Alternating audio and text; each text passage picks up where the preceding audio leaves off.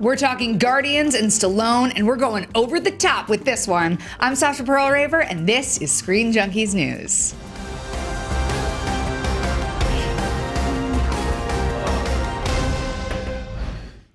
It looks like the Stallone cliffhanger on who he's playing in Guardians of the Galaxy may finally be off rocky ground.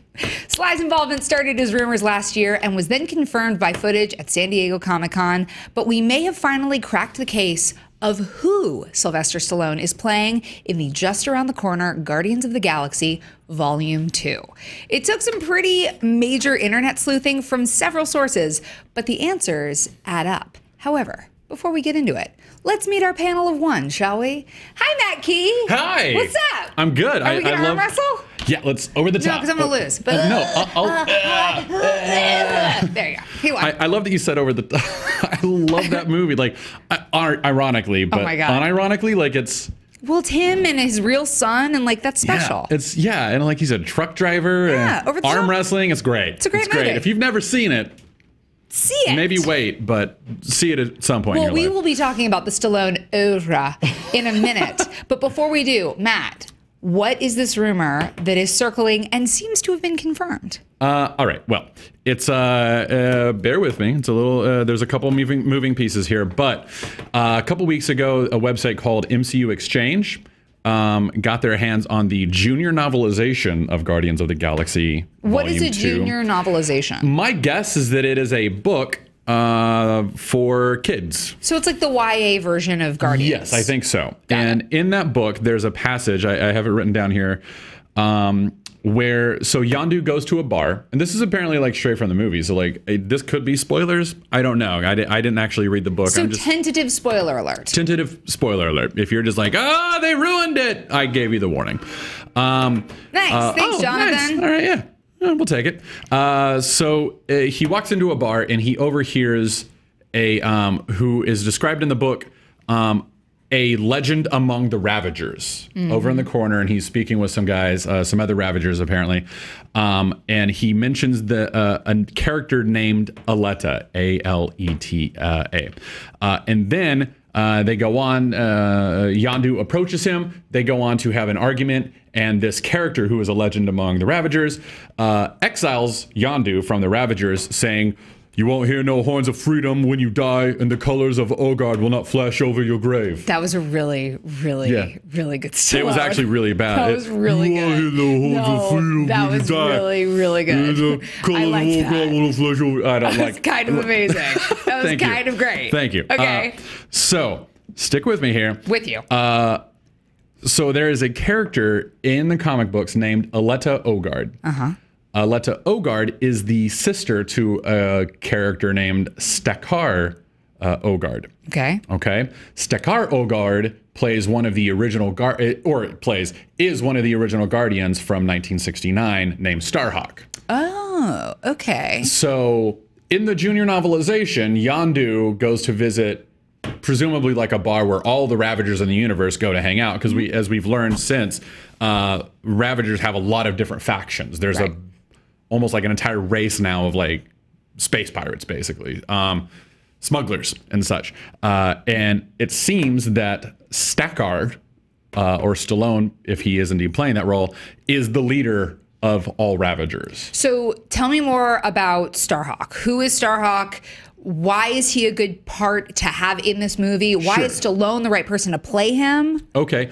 Well, before I get to that, let me quickly say that there was a press release that just came out in Italy a couple days ago where it says Nel Ruolo de Stakar in reference to Sylvester Stallone. So Sylvester Stallone, Nel Ruolo de Stakar, which says Sylvester Stallone is playing Stakar. And the only reason I know that is because it says A. Kurt Russell, A. Riolo, S. Ego. I did the same thing. I was like, I don't know Italian, but I do know that Kurt Russell is Ego. So he's all right. So this is confirmed. It says he's playing Stakar. Thanks, Italy. Thank you, Italy. We get all of our good news from Italy. All the good stuff comes from Italy. Great clothes, great pizza, food. Oh spaghetti, man, really nice people. Stallone confirmations. The young Pope. Oh man, Italy's the bomb. Yeah, good work, Italy. Good job, Italy. Okay, so that seems like a really solid confirmation. It seems that way, and if I remember my facts correctly. There's a lot up there right now, but if I remember correctly, James Gunn has gone on record saying that he really likes Starhawk. He's one of his favorite characters and stuff like that. So it would make sense that he would be in here. So why? Why is he cool? So Starhawk is a very confusing character. So Stakar Ogard is he's like orphaned at birth. He's the child of Aisha and Quasar, a human named Wendell Vaughn, who gets the quantum bands, all this other nonsense. Nonsense. I didn't mean to insult him if you love Quasar. But they have a child in an alternate Earth timeline where There's so... Okay. Marvel continuity is so confusing. Okay. Main points. What makes him cool? Why is Stallone the guy to play him? So Starhawk is very humorless. Like in the comics, just plain and simple, no humor at all. Very straight-laced, very tough. He's actually a very powerful hero. He can. I kind of doubt that they're going to do this with him in the film, because based on the Comic-Con footage that I saw last year, where it looked like he was dressed as a Nova Corps, it may have been like he was just dressed as a Ravager, but it flashed like it was a half-second flash, you know? My guess is that he's not going to look anything like Starhawk from the comics.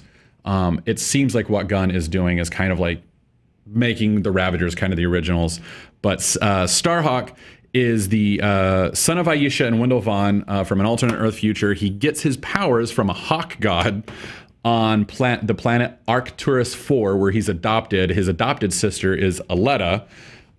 They both grow up thinking that they're actual brother and sister, and then soon, like, they discover they're adopted, all this other stuff. His powers... Like that costume is not very aerodynamic. I mean, you better be careful flying around the galaxy in that. Yeah, you should absolutely be careful. All the double stick tape. Damn, man. She's like the J-Lo of this comic universe. Yeah. So we are not going to see Aletta, though, or are we? We might. I don't know. We might see Aletta. Here's what's kind of confusing about Aletta and Starhawk, and one of the things that I actually kind of like about them is that after they discover the hawk god fuses them into one person, and they kind of exist in one place at the same time. So they're kind of gender neutral, but they're mostly male, and they can revert to a mostly female form. At one point, after they discover they're adopted, they decide to have babies, which is a little weird. There's some weird stuff there. I doubt that James Gunn is going to do anything with that. Yeah. But he is invulnerable. He's a precog, and he can shoot energy blasts. All right. So if this is true, we've got two OG 1969 Guardians, which is pretty cool. So what do you think, what is Gunn doing? This was obviously something, this is property that he loves. He understands it really well. Why bring these two characters back? So, from what I remember hearing, the original scripts for Guardians of the Galaxy years ago, when they were first thinking, like, is this even a movie we could do, were with the original Guardians. The original Guardians came out in 1969, and they consisted of Yondu Udonta, who is played by Michael Rooker in the films. They also had a character named Vance Astro, who's basically like Captain America, like soldier out of time, but like 1,000 years in the future instead of 40. Then there's a character named Charlie 27, Martinex, and Starhawk. So, but they're all from an alternate timeline in Earth's future in the 31st century. So to get them back in time was a little tricky, all this other stuff. So I think what James Gunn is doing is paying homage. Yeah, there they are. Paying homage to the original team by making the original team out to be Ravagers. So Yondu's a Ravager. Starhawk, if this rumor ends up being 100% true, is now a Ravager. So it would make sense that maybe eventually we'll see Charlie 27, Martinex, and maybe even Vance Astro, though I doubt that they'll make Vance Astro a human. If they brought Aletta, who would play her? Oh, I have no idea. J-Lo, you said it. Like, I guess. I don't know. I really don't know. But she does look like J-Lo in that one dress that she wore for, like, what was it, the Oscars or the Grammys or whatever? Grammys, dog. Grammys dress. Okay, so you've described this character as humorless, which I think is interesting because Stallone has a checkered history with comedy. What are you talking? Oscar was great. I like Oscar. I'm down with Oscar. Oscar, look, he got two thumbs up. No, it did. But you know what made Oscar great? What? That he wasn't Stallone. Trying to be funny? Have you seen any like, Stallone was not funny in that movie. Like, he was trying to be funny. Well. But, you know, that was what, 93? Like, maybe things have changed. But, like, he had bits of humor, I guess, in Creed where he like made a joke, but I actually thought he was one of the funnier parts in Creed. But one of the things that I love so much about the Marvel movies in general, but specifically Guardians, is that the humor is constant. But my favorite humor all comes from Drax, and it's stuff like that could never get over my head. My reflexes are much too fast. Yeah. And it's a very flat delivery. Yeah. So I feel like actually this could make perfect sense in terms of Stallone's comedic abilities and the part he might be playing. But we did ask the internet. We wanted to know if you guys had any favorite comedic Stallone performances. Matt, what do the people have to say? Eric Monroe says, I actually love Stop or My Mom Will Shoot. And then they wrote LOL. They laughed out loud at Stop or My Mom Will Shoot. Is the LOL the part where you're like JK, JK, or was that really an LOL? I think Eric legitimately liked All right, Stop or My Mom Will Shoot. Party. What, that took place on a train, right? Am I remembering? I haven't seen that movie in forever. No, that's Throw Mama from the Train. Oh, man, I cannot remember. You are conflating a lot of things here, but you know what? I'm okay with that. Stop and My Mom Will Shoot. They're all around the same time, They're all right? kind of around the same time. But there was one answer that a lot of people went for. TJ Dex, being one of them, said Demolition Man. Demolition Man. Lots of people. Demolition Man. I mean, it's a pretty great movie. But what's funny is that we said, what's your favorite comedic moment of Sly's? And they just said the whole movie, Demolition Man. I like, by the way, that it's just, let's just show a toilet. Well, it's the seashells. it's the seashells where, like, at the end, he's like, at the end of Demolition Man, he's like, oh, so please tell me what's up with these seashells or whatever. It's like how they apparently like their future toilet paper or something like the entire show as Stallone, Matt. You're never coming back on a panel unless you do it as Stallone. I'm like, oh, everybody's making. Oh man. Well, we do have some. We have some stats for you guys. Rocky has a 93% on Rotten Tomatoes. Oscar has a 13%. Stop or My Mom Will Shoot has a 4%. Sorry about it, Eric. Eric Monroe's the one person in the world who was like, Stop or My Mom Will Shoot. I'm all about it.